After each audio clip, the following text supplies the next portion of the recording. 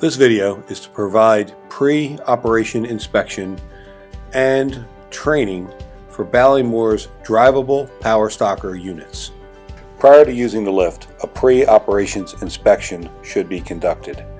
Start by making sure that the operations manual is on the lift and familiarize yourself with the information in the manual. Walk around the lift. Look to make sure that decals are legible and in place. Look for any loose parts or any damaged parts. If the lift has been damaged in any way, take it out of service, tag it out, and call for repairs. Verify there are no hydraulic leaks. Look for cracked welds or structural damage of any sort. Check for loose fasteners or pins. Verify proper operation of the gate. Inspect tires and wheels. The first step in our inspection is a ground function test. In order to test the lift from the ground, turn the key to the ground position. Use the toggle switch to raise the lift. Hit the emergency stop. Make sure that the pothole guard deploys. Go to the back of the lift and test the emergency manual lowering valve. Pull the valve and the lift should come down smoothly.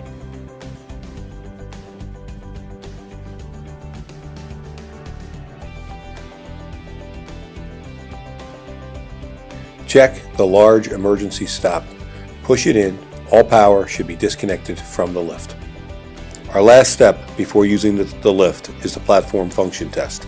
Turn the key to the platform position before entering the lift. After entering the platform, make sure that all labels are on the lift and legible. Test the horn. After testing the horn, confirm that the emergency stop turns off the lift. Workplace inspection. Before using the lift, take a moment and make sure you're aware of your surroundings. Look up for any potential hazards. Look around the lift for any holes in the floor, debris, fixtures, anything else that might be in your way. Safety rules. Only use the lift for its intended purpose. Never use the lift as a crane. Never use the lift if there's a maintenance problem or the lift is in need of repair. Do not use the lift around electrocution hazards. The maximum load capacity of the lift is 650 pounds. This includes the weight of the operator and merchandise. Never exceed the maximum capacity. If you have a concern with any items tested during this process, do not use the lift. Lock it out and call for maintenance.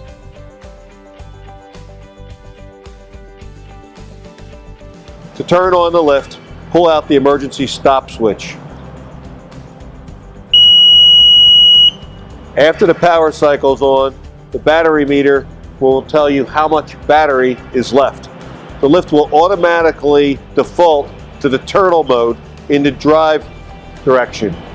To drive the lift, compress the dead man switch and move the joystick in the direction of travel.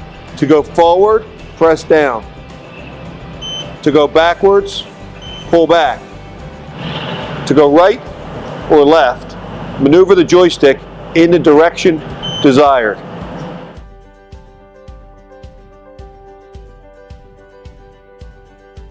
To raise or lower the lift, change to the raise or lower mode. Compress the dead man switch, push forward to go up, pull back to go down. New operators should practice using the lift in an open area in the turtle mode until they are completely comfortable with the maneuverability of the lift. When using the lift, position it close to your racks. Raise the lift to a level where it's easy to slide the merchandise onto the deck.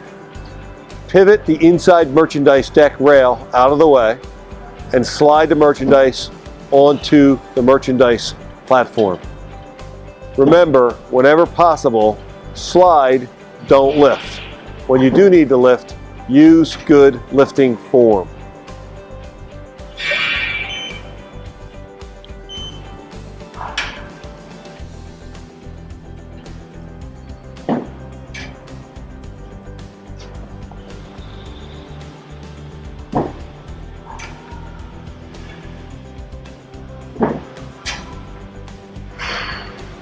The lift can be used for a wide variety of merchandise. Use the lift for merchandise that is typically too heavy or too bulky for a rolling ladder. The lift can be driven in the raised position. When driving the lift in a raised position, look down to ensure that the base of the lift does not come in contact and that nothing comes between the bottom of the lift and the passenger compartment that the lift could get hung up on when descending.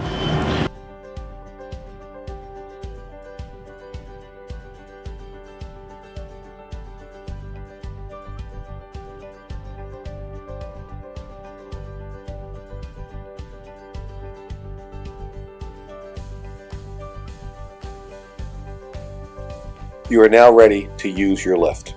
Please remember to wear your safety harness at all times. Never climb on the rails or add anything to the lift to try to gain additional height. The most important thing to remember from a safety perspective is to use common sense and always be aware of your surroundings.